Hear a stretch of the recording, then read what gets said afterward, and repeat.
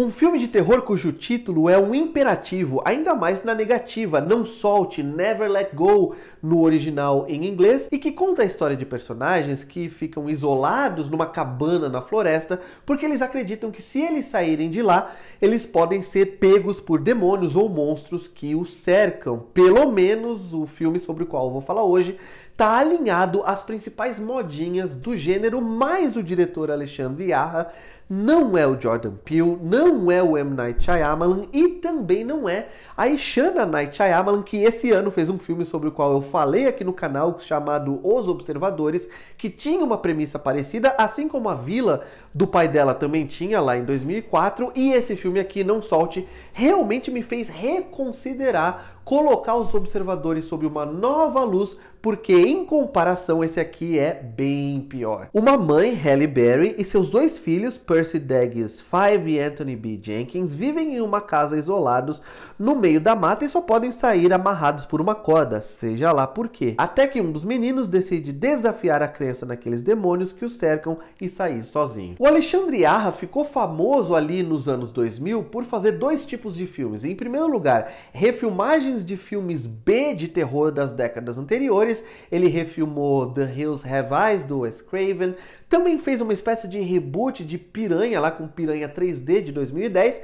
E o segundo tipo de filme que fez ele famoso são filmes de terror concentrados em um único cenário, ou então em uma única locação. E é nesse segundo grupo que Não Solte está incluso, porque o filme inteiro se passa não só dentro da casa dos três personagens, mas também nos arredores. E eu fico impressionado que a ideia do Alexandre Yarra de criar tensão é apenas a aparição daquelas criaturas, apenas a aparição daqueles demônios, que obviamente são pessoas maquiadas, com correção e também com acréscimo de efeitos digitais. E acima de tudo, o diretor acredita que colocar efeitos demoníacos, efeitos assustadores o tempo todo ao longo da projeção, não só música, né, não só trilha sonora musical de terror, mas efeitos de sussurros, de vozes, de rugidos, de rosnados, o tempo todo, incessantemente, ele acredita que isso vai fazer com que o filme fique tenso.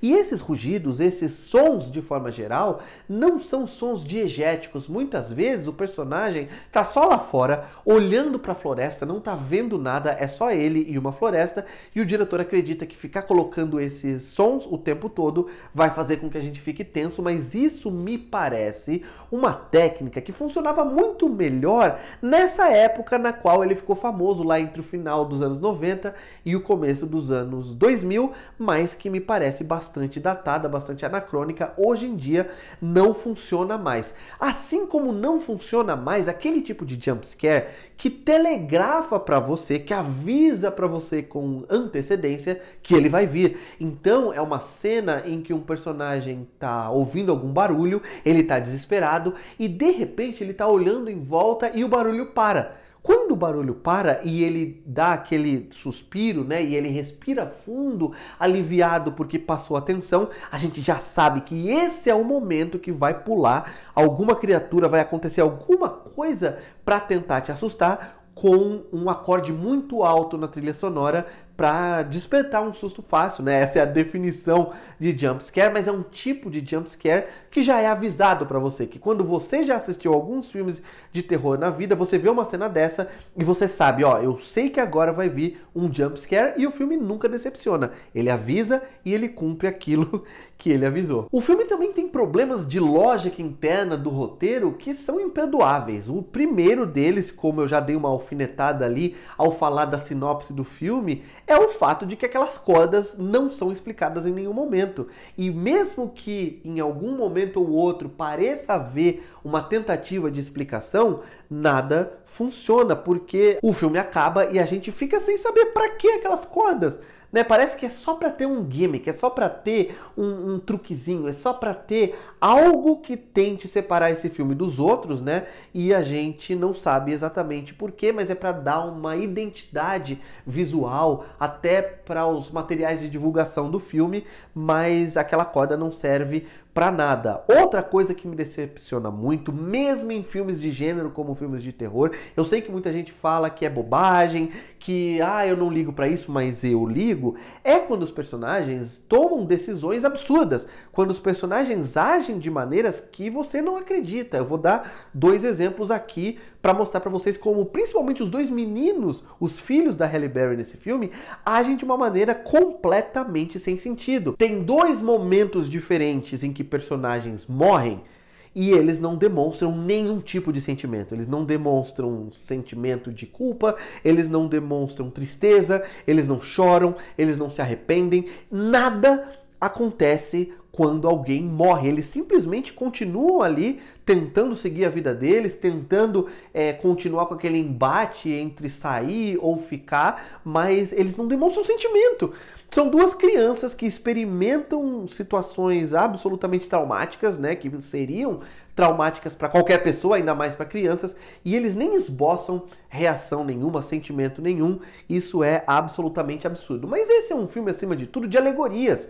E se na minha crítica de O Poço 2 eu falei para vocês que aquele filme estava fazendo uma única alegoria de uma maneira muito óbvia, esse filme aqui peca por tentar fazer todas as alegorias do mundo, jogar todas na tela para ver se você pega alguma delas. Então, as alegorias nunca ficam 100% claras, elas sempre ficam suficientemente ambíguas para que, se você achar que é uma, beleza. Se você achar que é outra, também beleza. Se você achar que são todas, tudo bem também. Então o filme fica no superficial. Ele não se aprofunda nas alegorias que ele está tentando fazer, justamente para que todas funcionem. Então esse filme pode ser uma alegoria de como é conviver com uma mãe alcoólatra ou ex-alcoólatra, narcótica ou ex-narcótica. A interpretação e a maquiagem da Halle Berry remetem o tempo todo a uma ex-adicta, né? Isso é bem óbvio, ou pelo menos uma ex-alcoólatra ou uma alcoólatra no momento, como eu falei para vocês, mesmo que ela não seja vista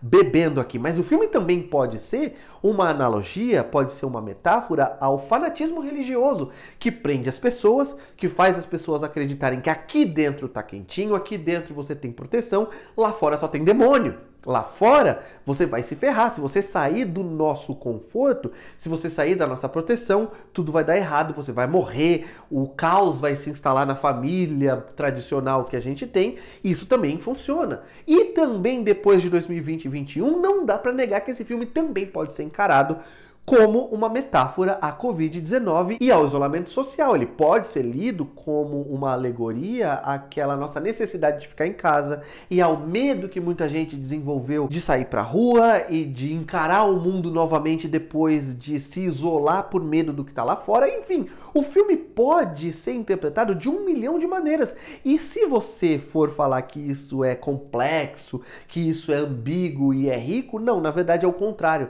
Na verdade, todas essas analogias ficam na superfície, ficam no raso e o filme não se decide, ele não se assume como uma alegoria clara sobre alguma coisa e, como eu falei, ele joga tudo porque o que você pegar, pegou e é isso, o filme assina embaixo. Se eu fosse esse tipo de crítico, mas eu não sou, que fica tentando falar para os espectadores o que eles devem assistir ou não, eu faria uma brincadeira com o título do filme e falaria não veja, mas eu não sou esse tipo de crítico, então vá ver. O filme estreia no Brasil no dia 31 de outubro de 2024, na data do Halloween, mas é um filme muito decepcionante, que, como eu falei anteriormente, mesmo filmes parecidos como Os Observadores, sobre os quais eu tive muitas críticas, acabam se destacando comparando com ele, porque pelo menos são filmes tensos e esse aqui não consegue nem gerar muita tensão ao longo da sua história. Eu quero muito saber de vocês o que vocês acharam quando vocês assistirem ao filme, me digam aqui na caixa de comentários. Não se esqueçam de dar um like no vídeo, se inscrever no canal, clicar no sininho em sempre para sempre receber notificações de vídeos novos por aqui. E por hoje é isso, um abraço, tchau!